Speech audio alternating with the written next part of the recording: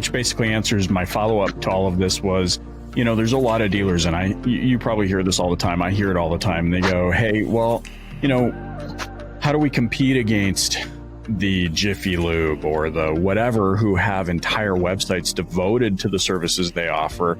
And so this puts them down that rabbit hole. And I don't know if this is a ploy by website provider to maybe get extra upsell website business out of them or whatever it is, but there seems to still be this dialogue happening about, or this deliberation of, do we put this all on our primary website, or do we need a micro site or a focus site that is primarily about this? And it kind of sounds like your take is, now put this all on your primary. Well, and it's funny you say that, because we started, so kind of give you a little bit more background, about the middle of last year, we got introduced to a company that was out of Texas, and they were doing standalone service websites and SEO for their dealerships down in that region. They had a lot of stores that were down there and that sort of thing. So my partner and I flew down there, spent a couple of days in behind closed door meetings, and actually put together a new company. I mean, it was still Fix Ops Digital, but now we absorbed they were called Drive Service Sites at the time, and really took what they were doing from a foundational content delivery and SEO side, and really kind of brought that into what we were doing from an SMP and conversion side, to really bring a full solution to the dealerships. And what we found was, by building this content and putting these services out on the actual dealership's OEM website, we actually rank quicker and more effectively than we could do with any standalone site. Not to mention, a lot of the OEMs aren't letting dealerships build standalone sites like Toyota, things like that. They're not, they don't want people building off, just going rogue and doing their own sites when, they're trying to mandate everything in terms of what provider you use, that type of thing. So there's definitely some politics in that, right? But Sure. We looked at it and said, hey, if this is the way that we can go about it. So what we do then is, every one of those specials or those services that we put on the service menu page, we build a piece of content behind it. So if a customer wants more information on a 4-wheel alignment, for example, we're building them a service detail page, which would be no different than a vehicle detail page, but on the service side, giving them more information about that particular service, what to look for, why it's important to get it done. And then, oh, by the way, this is why you should come to the dealership to get it done. Maybe not to a third party, independent, or even a competing store, 20 miles away, that type of thing. So how much do you find, I mean, because let's be honest, there's still a lot of antiquated processes out there. How do you get around doing this? Because I mean, there's this disconnect, and we've all felt it, where digital provider comes in and says, hey, we're going to lasso this on the moon and the stars for you.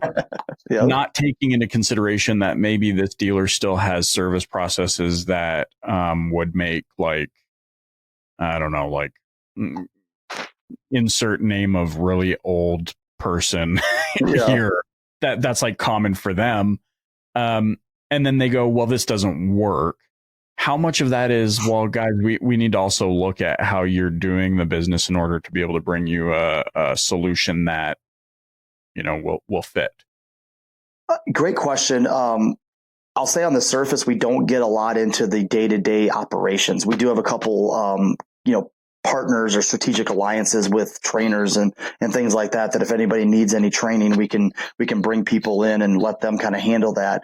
But one thing that we do, and I think this kind of ties into that, is we're not a cookie cutter company. We're not a one size fits all. One of our strategy, probably from my agency background, this has really made sense when we really put this together, because when we start working with a fix ops director at a dealership or a dealership group, first off, they love us because now we have an actual partner that they can work with and drive, what they want to get done from an advertising standpoint.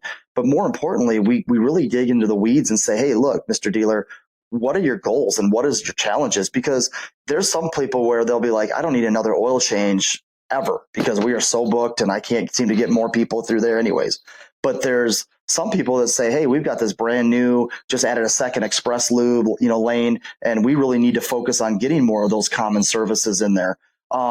one of the things, and so that's where, again, kind of just finish that. That's the fixed ops director loves the fact that we get into his business, right? We say, hey, what are your goals? Where can you win some business?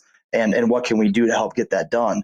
But to kind of take it a step further, we really focus on, in a lot of cases, is those late ownership services. Everybody's going after the oil change and the batteries and the tire rotations, but very little people are talking about, brake replacements and transmission flushes and engine, maybe AC performance checks, things that are going to maybe be a little later in ownership that we usually lose as a dealership community, because when the warranty's up, guess where the customers run into?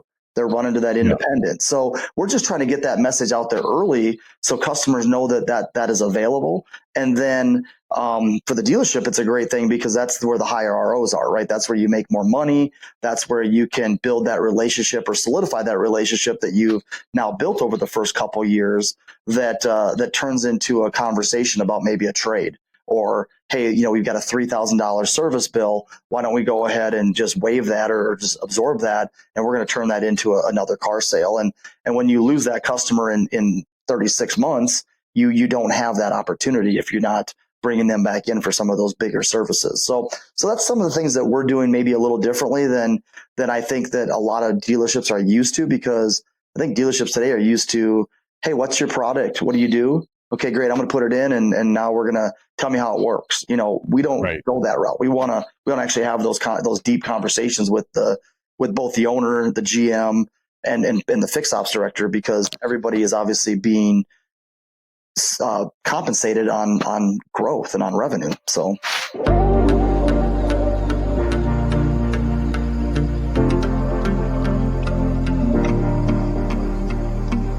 Hey, congratulations. You made it to the end of this little nugget of an episode of the Dealer Playbook podcast. Now, if you want to listen to the full episode, head on over to thedealerplaybook.com. And of course, don't forget to subscribe to the show using your favorite podcast player. That way you can get notified every time a new episode goes live. You can also stay up to date with everything DPB by connecting with me over on the Facebook page. All you have to do is search for the Dealer Playbook and then click like or follow. And then, of course, I'd love if you connect with me over on LinkedIn by searching for my name, Michael Cirillo. Now, stay tuned, because in another couple of days, I'm going to hit you with another full episode of the Dealer Playbook podcast.